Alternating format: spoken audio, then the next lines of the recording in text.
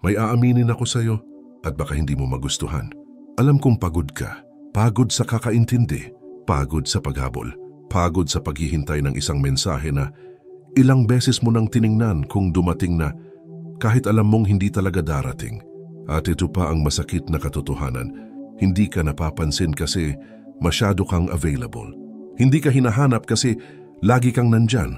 Hindi ka hinahabol kasi hindi mo pa natututunan ang isang bagay na noon pag ginawa ng mga Stoic. Ang pag-angkin sa sarili mong halaga. At alam ko, nasaktan ka na sa linyang yan dati. Pero ngayong gabi, gusto kitang kausapin ng diretsahan. Hindi bilang isang motivational speaker, hindi bilang isang guro, kundi bilang isang taong nakikita ang bigat ng puso mo kahit hindi mo pa sinasabi. Ito ang kwento kung paano ka magiging taong hinahanap, hindi taong humahabol. Pero bago tayo tumuloy sa mas malalim na pagninilay, kung ngayon mo lang natagpuan ang channel na ito, huwag mong kalimutang mag-subscribe at i-on ang notification bell. Dito sa ating munting sulok ng internet, sabay-sabay nating pinapalakas ang ating isip, damdamin at pananaw sa tulong ng mga aral ng Stoicism at filosofiya. Mga katuroang hindi lang basta pampalipas oras, kundi gabay para maging matatag, kalmado at marunong sa gitna ng kaguluhan ng mundo. Simulan natin. Stoic Paradox 1. Ang pagod na hindi mo inaamin pero ramdam na ramdam mo. May tanong ako, hindi ba napapansin mo na ang pagod mo hindi lang pagod sa katawan, kundi pagod sa pagiging option, pagod sa pagiging almost, pagod sa pagiging taong laging may iniintay, pero hindi kailanman inuuna? Ilang beses mo nang hinabol ang taong lumalayo, habang ikaw naman pilit mong iniisip na baka may chance pa. Kahit alam mong ang chance na yon, ikaw lang ang nag-iimbento. Ilang gabi mo nang binubuo ang perfect message, yung tipong paulit-ulit mong binabasa, bago isend, binubura, nire-revise, binabago ulit, tapos sa dulo, scene lang din. At ito pa, hindi mo na rin alam kung kailangan mo ba talaga siyang kausapin o kailangan mo nang kausapin ang sarili mong matagal mo nang iniwasan. Yung sarili mong paulit-ulit mong sinabihan ng konting effort pa, baka mapansin ka rin. Konting lambing pa, baka mahalin ka rin. Pero sa totoo lang, hindi effort ang kulang. Hindi lambing ang kulang, kundi respeto. Una sa sarili mo. Sabi ni Nietzsche, ang tao ay naghihirap hindi dahil sa bigat ng buhay, kundi dahil sa paraan ng pagdadala niya nito. At minsan, dala-dala mo ang bigat na hindi naman dapat sa'yo. Kasi itong bigat na nararamdaman mo ngayon, hindi galing sa pag-ibig, galing to sa paghabol. Hindi masakit ang hindi ka mahal. Mas masakit ang paulit-ulit kang umaasa sa maliit na atensyon na parang pabuya. Parang kailangan mo pang magsumamo para mapansin. At alam mo ang pinakamasakit dito, hindi naman siya ang nagkulang. Ikaw ang sobra. Sobra kang nagbigay. Sobra kang umunawa. Sobra kang naghintay. Sobra kang nag-adjust sa mga taong hindi man lang tinanong kung napapagod ka pa ba. Kaya hindi ka niya sinusuklian, hindi dahil wala kang halaga, kundi dahil sa sobrang paghabol mo, ginawa mo siyang mundo at ginawa mong maliit ang sarili mo. At minsan ang taong hindi pinahihirapan ay hindi natututong pahalagahan. Stoic Paradox 2. Ang Stoic Paradox, kapag hindi mo siya habulin, mas lalo kanyang iisipin. Sa Stoicism, may tinatawag na control dichotomy, simpleng prinsipyo. Alamin kung ano lang ang kontrolado mo at tanggapin ang mga hindi. Pero bakit parang hirap mong tanggapin to? Kasi sa pag-ibig, akala mo lahat kaya mong ayusin, kaya mong baguhin, kaya mong pilitin. Akala mo basta mas mabait ka, mas malambing ka, mas giving ka, mas may in love siya sa'yo. Pero hindi ganun gumagana ang tao. Hindi yan formula. Hindi yan science, hindi yan math. At ito ang hindi mo matanggap. Hindi mo kontrolado kung mamimiss ka niya, pero kontrolado mo kung bakit ka dapat niyang mamiss. Maraming tao ang nagkakamali dito.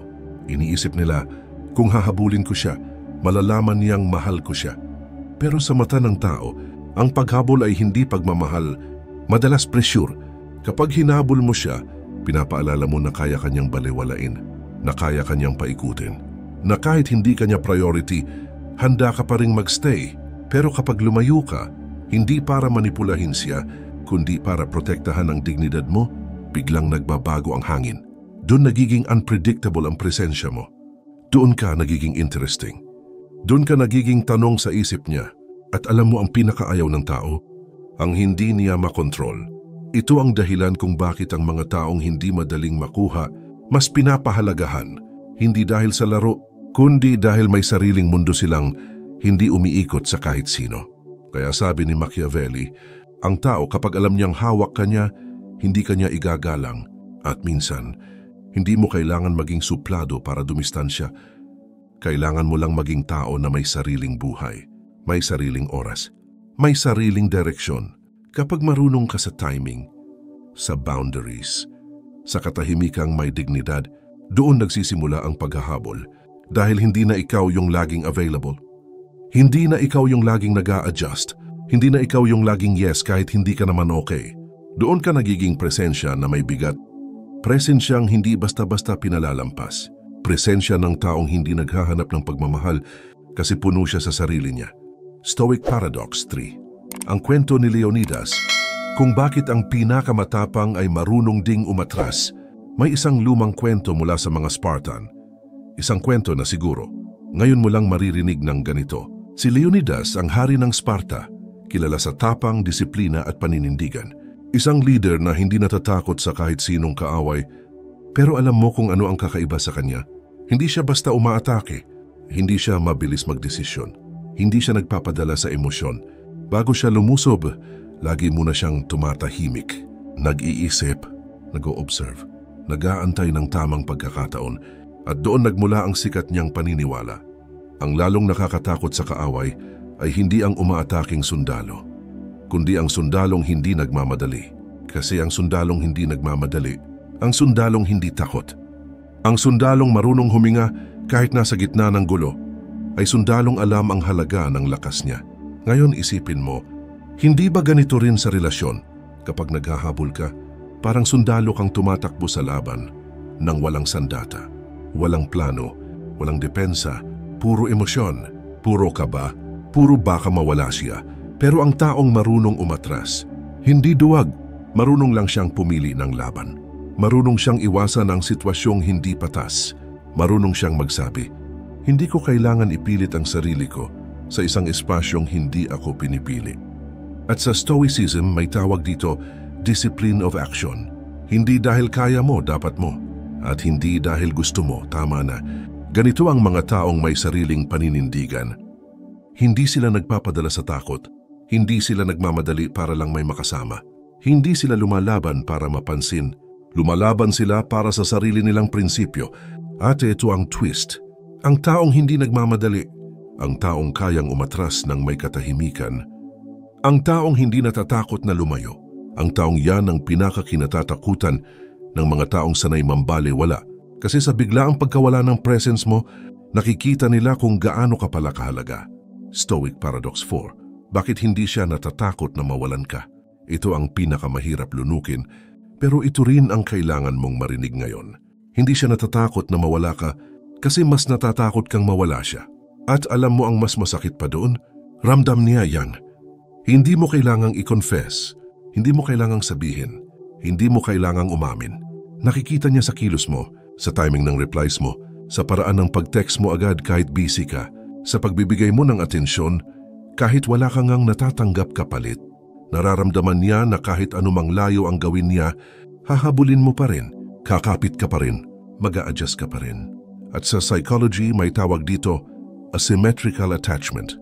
Isang relasyon na hindi balanse, isang attachment na ang isa lumalapit at ang isa lumalayo. Pero ito ang hindi sinasabi sa iyo ng iba. Kapag masyado kang present, nagiging invisible ka. Kapag masyado kang available, nagiging default ka. Kapag masyado kang mabait, nagiging predictable ka. At ang predictable, hindi nakaka-excite, hindi hinahanap, hindi hinahabol. Hindi dahil boring ka, hindi dahil pangit ka, hindi dahil kulang ka, kundi dahil binigay mo ang buong sarili mo, kahit hindi pa siya nagbibigay ng kahit ano. At sa dynamics na ganito, natural lang na siya ang nagkukulang sa effort. Kasi ikaw na ang gumagawa ng effort ng dalawa. May sinabi si Plato tungkol dito, kung saan tayo mahina, doon tayo nagiging alipin. At minsan, ang kahinaan nating hindi natin alam kung paano maging mahalaga sa sarili, ay nagiging paraan para ibang tao ang may kontrol sa atin. Kaya hindi siya natatakot na mawala ka kasi alam niyang hindi ka aalis. At ito ang pinakamalupit na twist sa lahat. Hindi mo kailangan baguhin siya para magbago ang dynamics. Kailangan mo lang baguhin ang sarili mo. Kapag natuto kang bumitaw ng konti, kapag natuto kang huwag masyadong mabilis, kapag natuto kang maghintay bago mag-reply, kapag natuto kang unahin ang sarili, bigla siyang nagtataka. Bakit nagbago siya? May iba na ba siyang kasama? Hindi na siya kagaya dati. At mula sa pagiging option, nagiging misteryo ka, nagiging tanong ka, nagiging presence ka na hindi niya basta mai-ignore. Sa dulo, hindi mo kailangan maging perfect para habulin. Kailangan mo lang maging taong may sariling halaga, kahit mag-isa. Stoic Paradox 5. Kapag ikaw ang laging nauuna, lagi ka ring nauuwi sa huli. Napansin mo ba? Ikaw lagi ang nauuna. Ikaw lagi ang nagpapakita ng effort. Ikaw lagi ang nag-o-open ng conversation. Ikaw lagi ang nag-a-adjust ng schedule. Ikaw lagi ang sumusuyo. Ikaw lagi ang lumalapit kahit ikaw ang nasasaktan. At sa unang tingin, parang mabait ka. Parang understanding ka. Parang ikaw yung taong worth keeping.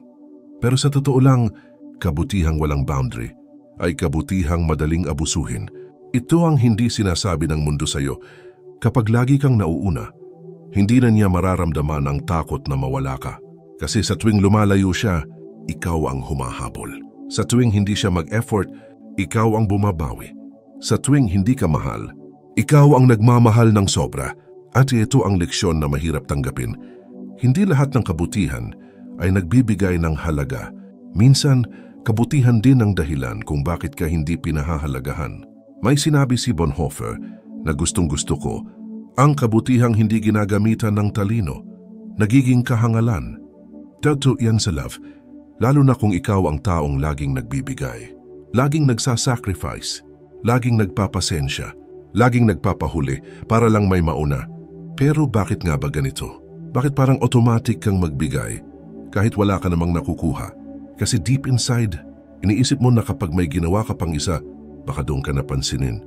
Baka doon niya ma-realize ang halaga mo. Baka doon magbago ang tingin niya sa'yo. Pero hindi ganun gumagana ang tao. Ang tao mas napapansin ang bagay na pahirapan.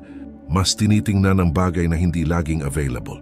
Mas pinapahalagahan ang presensya na hindi sobra-sobra. Kung isipin mo, kahit tubig sa gripo kapag umaapaw, hindi natin pinapansin. Pero kapag nauubos, doon tayo naghahabol. Ganyan ka rin. Kapag puno ka sa pagbibigay, akala niya walang limit ang effort mo.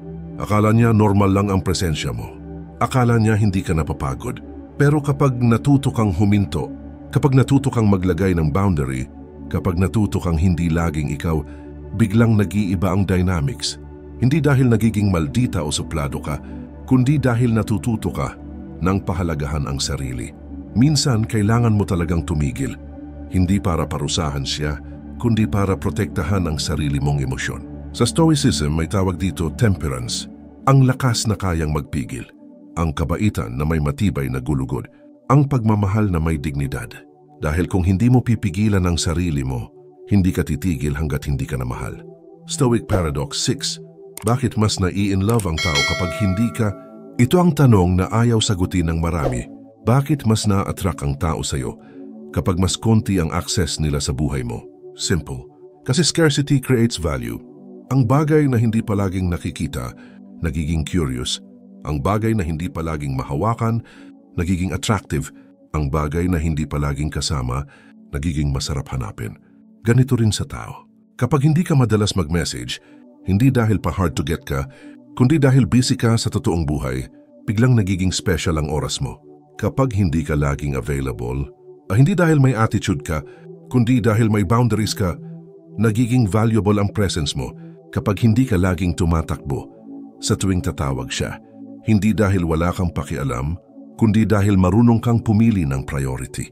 Nagiging mas intense ang impact mo. Psychologically, ito ang tinatawag na intermittent presence. Hindi laging nandyan, hindi laging wala. Sakto lang para hindi ka makalimutan, pero bitin para hanapin ka. Isipin mo to, kung ang araw sumisikat 24/7, hindi na siya maganda, hindi na siya special. Hindi na natin hihintayin, pero dahil lumulubog siya, dahil umaalis siya, dahil may gabi. Doon nagiging magical ang sunrise. Ganyan ka rin. Hindi ka dapat araw-araw nasa chatbox niya. Hindi ka dapat laging nasa paligid. Hindi ka dapat laging nakaabang. Kasi ang taong laging nandyan, hindi napapansin ang pagkawala niya. Pero ang taong hindi palaging available ay nag-iiwan ng tanong, nasaan siya? Sino kasama niya? Bakit hindi siya nag-reply agad? May iba na ba siyang priorities? Komportable na ba siya nang wala ako? At ang tanong, yan ang binhi ng attraction. Pero tandaan mo, hindi ito game, hindi ito manipulation. Hindi ito paano ko siya habulin. Ito ay paano ko alagaan ang sarili kong dignidad para hindi ko kailangan manghabol kahit kailan. Hindi ka gumagawa ng distance para may habol. Gumagawa ka ng distance para may respeto. At kapag marunong kang maging tao na may sariling mundo, sariling goal, sariling purpose, doon talaga nagsisimula ang tunay na connection. Dahil hindi mo kailangan maging constant sa buhay niya para maging unforgettable ka. Stoic Paradox 7. What happens when you finally stop chasing? Kapag hindi mo na siya hinabol, maraming bagay ang mangyayari. Pero hindi lahat ay tungkol sa kanya. Ang iba tungkol sa'yo. Una, titigil ang mundo mo sa pag-ikot sa isang taong hindi naman umiikot sa'yo. At para sa ilang taon, yan ang hindi mo maamin, na mas natatakot kang mawalan ng purpose kaysa mawalan ng relasyon. Kaya nung tumigil ka, nung pinili mong huminto, hindi lang siya ang nagulat. Ikaw din, kasi unang beses mong nakita kung gaano karami ang oras na binigay mo sa isang taong hindi man lang binigyan ng espasyo ang pangalan mo sa buhay niya. At habang tumitigil ka, siya naman nagkakagulo. Hindi dahil na-realize niyang mahal ka niya, kundi dahil hindi niya alam kung paano mabubuhay nang wala ang atensyon mo. Magugulat siya dahil sanay siyang lagi kang nandyan sa chat, sa tawag, sa bawat kamusta na walang balik. Magtatanong siya, hindi dahil nag-aalala siya, kundi dahil nagtataka siya. Bakit hindi na siya umiikot sa akin? Magsisimula siyang mag-invest dahil ang tao, binibigyang halaga lang niya ang nawawala kapag hindi na niya kontrolado. Makikita niya ang halaga mo, hindi dahil na-miss ka niya, kundi dahil nakita niyang kaya mong mawala. Pero ito ang twist na hindi alam ng karamihan. Ang tunay na pagbabago ay hindi nangyayari sa kanya, kundi sa iyo. Kasi sa lahat ng taon, akala mo siya ang kailangan mong habulin para maging buo. Yun pala, sarili mo ang matagal mo nang iniiwan. At pag tinigil mo na ang paghabol, mapapansin mong humihinga ka ulit. May sariling ritmo, may sariling pangarap. May sariling direksyon na hindi umiikot sa validation ng isang tao. Dito nagiging totoo ang sinabi ni Bonhoeffer, ang kalayaan ay hindi paggawa ng kahit ano. Ang kalayaan ay pagpili kung sino ka dapat maging. At kapag pinili mo na ang sarili mo, naiintindihan mo na hindi mo ever goal na mahalin ka ng tama. Ang goal mo ay maging taong marunong magmahal na hindi kinakain ng paghabol. Kung babalik siya, mabuti. Kung hindi siya babalik, mas mabuti. Dahil ang tunay na kalayaan ay iyong tipong kaya mong sabihin, kung parte ka ng kwento ko, salamat, pero kung tapos na ang role mo, hindi ko kailangang pilitin ang script. Stoic Paradox 8. The Stoic Ending. Hindi lahat ng pag-ibig ay para suklianan, pero lahat ng pagmamahal ay para unahin ang sarili. Sa dulo ng lahat ng gulo, iyak, paghabol, pagod at maling pag-asa, may isang tanong na iiwan sa iyo ang Stoicism. Sino ka kapag wala na ang taong kinapitan mo? Kung ang sagot mo ay hindi ko alam, hindi pag-ibig ang nawala sa iyo, sarili mo. At karamihan sa atin, hindi naman talaga broken dahil iniwan sila. Broken sila dahil nakalimutan nilang may sarili silang buhay bago sila natutong humabol. Kaya ito ang gusto kong ilagay sa puso mo ngayon. Hindi mo kontrolado kung mahal ka niya, pero kontrolado mo kung paano mo binubuo ang sarili mo araw-araw. Hindi mo kontrolado kung babalikan ka niya, pero kontrolado mo kung paano ka bumabangon mula sa pagkadapa. Hindi mo kontrolado kung mamimiss ka niya, pero kontrolado mo kung paano ka magiging taong hindi madaling kalimutan. Yung taong may prinsipyo, may direksyon, may paninindigan, may dignidad. Sa psychology, tinatawag ito ni Carl Jung na individuation. Ang proseso ng pagbabalik sa tunay mong sarili. Kapag nahubaran ka ng lahat ng papel na ginampanan mo para sa iba. At sa Stoicism, tawag dito ay arete, ang pamumuhay ng may katuwiran, karangalan at kabutihang hindi nakadepende sa kung sino ang nananatili o umaalis. Kasi sa dulo, hindi mo trabaho ang habulin ang pag-ibig. Trabaho mong pagandahin ang buhay mo para maging tahanan ka ng pag-ibig. Kung anumang anyo niya darating, kung babalik ang taong mahal mo, magiging buo ka pa rin. Kung hindi siya bumalik, magiging buo ka pa rin. Dahil ang lakas mo, hindi nakasabit sa tibok ng puso ng ibang tao, kundi sa kakayahan mong tumayo, ngumiti, huminga, at magmahal kahit hindi ka sinusuklian. At kapag ginawa mo yon, maniwala ka. Hindi mo na kailangang habulin ang pag-ibig. Ang pag-ibig na totoo, marunong maglakad pabalik sa taong hindi natakot mawala. Sa dulo ng lahat, may isang katotohanang hindi mo matatakasan. Hindi ka nababagsak dahil iniwan ka nila. Bumabagsak ka dahil nahirapan kang paniwalaan na kaya mong mabuhay nang wala sila. At ngayon, habang pinapakinggan mo to, may isang bahaging natahimik sa loob mo. Isang parte na parang matagal ng pagod, pero ngayon lang nakahinga. Ito yon. Hindi ko na kailangang habulin ang hindi para sa akin. Kasi habang hinahabol mo ang isang tao, na-overlook mo ang mas malaking bagay. Na pwede kang maging taong hindi kailangang manghingi ng habag, hindi kailangang magmakaawa, hindi kailangang magpababa ng halaga para lang sa atensyon ng isang tao. At kapag naging tao kang ganito, yung marunong lumakad ng mag-isa, yung hindi natatakot sa katahimikan, yung hindi nanginginig sa baka mawala siya, ikaw na mismo ang nagiging standard na hindi madaling palitan. At dito mo maiintindihan ang sinabi ni Nietzsche, ang sino mang may bakit sa buhay, kayang tiisin ang halos anumang paano. Kung ang bakit mo ay ang pagiging mas matatag, mas marangal, mas totoo sa sarili, walang breakup, walang ghosting, walang rejection ang kayang sumira sa'yo. Sa huli, hindi ito video tungkol sa paghabol. Ito ay video tungkol sa pagbabalik sa sarili. At kung kaya mong piliin ang sarili mo ngayon, hindi dahil galit ka, hindi dahil nagpapaka-strong ka, kundi dahil nagising ka, doon nagsisimulang maging totoo ang pag-ibig. Hindi yung pag-ibig na hinihingi, kundi yung pag-ibig na sumusunod sa taong hindi natakot mahalin ang sarili niya. Kung naramdaman mong parang ikaw ang kausap ko sa buong video, kung may isang linya na tumama, o may parte ng puso mong biglang natahimik, ibig sabihin may kailangan kang simulan. At kung gusto mo pa ng ganitong mga video na hindi lang basta advice, kundi mga mensaheng kayang baguhin ang takbo ng buhay mo, don't forget to subscribe. Hindi ko hinahabol ang views. Hindi ko hinahabol ang algorithm. Ang habol ko ay ikaw, ang mas matatag, mas marangal, mas gising na bersyon mo. So kung handa ka nang magpatuloy, pindutin mo na yung subscribe, i-like ang video at i-share mo to sa taong alam mong kailangan din marinig to. At tandaan mo, sa mundong puno ng ingay, ang pinakamalakas na tao ay yung marunong maging tahimik pero hindi kailanman natatalo. Kita tayo sa susunod na video. At sana sa susunod, mas buo ka na.